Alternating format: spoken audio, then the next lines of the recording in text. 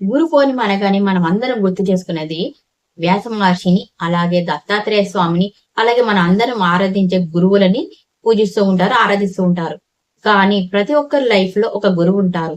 ఆ గురువుని మన అందరం మర్చిపోతున్నాం. ఆ గురువు ఎవరు?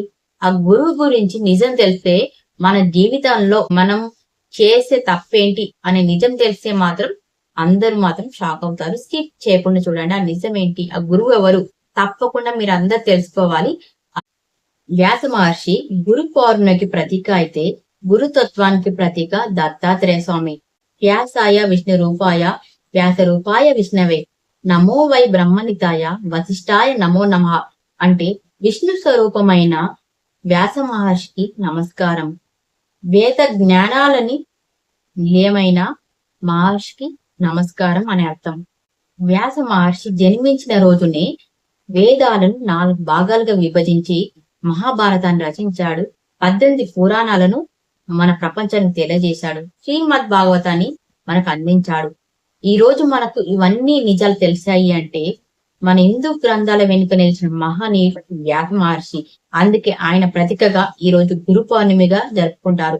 అలాగే విష్ణు, బ్రహ్మ, మహేశ్వర ఈ ముగ్గురు త్రిమూర్తులకు స్వరూపమైన దత్తాత్రేయ స్వామిని ఈ రోజు ప్రత్యేకించి ఆరాధిస్తూ ఉంటారు. ఈయన గురుతత్వానికి ప్రతీక. ఎందుకంటే మన ప్రపంచానికి గురుతత్వం, వైరాగ్యం, ఆత్మ జ్ఞానాన్ని మన ప్రపంచానికి తెలియజేశాడు. ఈయన 24 మంది గురువులని, అంతేకాకుండా ప్రకృతిని గురువుగా ఆరాధించి ఎంతో జ్ఞానాన్ని పొందిన మహామేధావి అన్నట్టు, మహాయోగి. అందుకే ఆయనని ముఖ్యంగా ఈ గురు పౌర్ణమి రోజున ప్రత్యేకించి ఆరాధిస్తూ ఉంటారు. అంతేకాకుండా ఈ రోజున గనక 11 సార్లు లేదంటే 21 సార్లు ఓం ద్రం దత్తాత్రేయ స్వామి అని ఈ నామాన్ని జపిస్తే మంచి జరుగుతుంది. అలాగే ప్రతి ఒక్కరికి ప్రతి ఒక్క గురువు ఉంటారు కాబట్టి వాళ్ళ గురువులను ఆరాధించండి. ఎందుకంటే గురువు అంటే చీకటి, అజ్ఞానం. గురువు అంటే ఆ చీకటిని పోగొట్టి వెలుగు. ప్రతి ఒక్కరి జీవితంలో ఒక గురువు ఉంటారు. మన జీవితంలో చీకటిని పోగొట్టి వెలుగుని నింపిన ప్రతి ఒక్క గురువు, మనము ఆ గురువుని ఆరాధించాలి అన్నట్టు. ప్రతి ఒక్కరి జీవితంలో ఒక గురువు ఉంటారని చెప్పాను కదా. ఆ గురువు ఎవరు అంటే ప్రతి ఒక్కరికి గురువు తల్లి, తండ్రి. ఎందుకంటే మాతృదేవో భవ, పితృదేవో భవ, ఆచార్య దేవో భవ. ఎందుకంటే మొదటిగా తల్లిని ఆరాధించాలి. మనకి జన్మనిచ్చింది తల్లే కదా. మనకు అడుగులు నేర్పింది, మాటలు నేర్పింది. ప్రతి ఒక్కటి కూడా మన భవిష్యత్తులో మొదటి ఉండేది తల్లే. కాబట్టి మొదటిగా ఆ తల్లిని ఆరాధించాలి. అలాగే తండ్రిని, ఎందుకంటే తర్వాత ప్రతి ఒక్కటి కూడా నీ జీవితంలో ఉండేది తండ్రి. కాబట్టి తండ్రిని ఆరాధించాలి.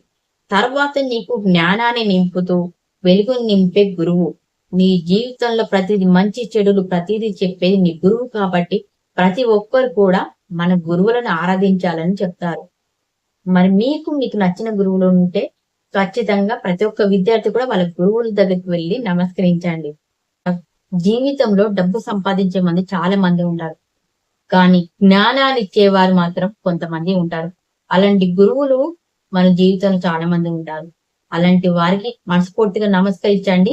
అందుకే ఈ రోజున గురు పౌర్ణమిగా జరుపుకుంటూ ఉంటారు.